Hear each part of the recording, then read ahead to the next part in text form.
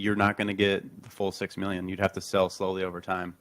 But here's the problem: is if he decides to be smart about it and sell in 10 million batches, you'd have to do 10 million batches 9 times to get the 90 million sold, and each time you'd make roughly 680 grand if the price goes sideways, right?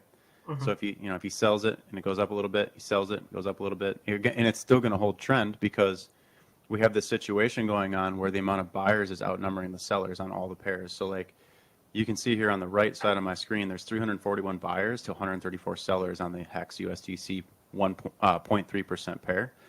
That's that's over a 2-to-1 ratio, right? 260. That's almost what is that? Almost 3-to-1.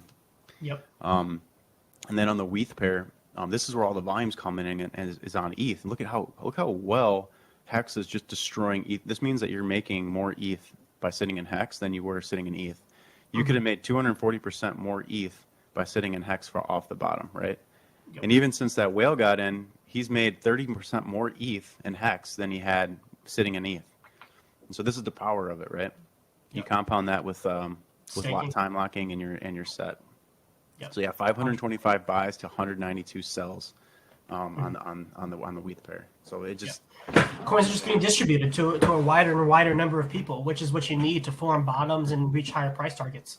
Because the people getting in now, their psychology is saying, okay, I got in at 7 cents. I want to see at least a 3 to 4x before I even think about pulling out. If we're talking about dollar plus HEX.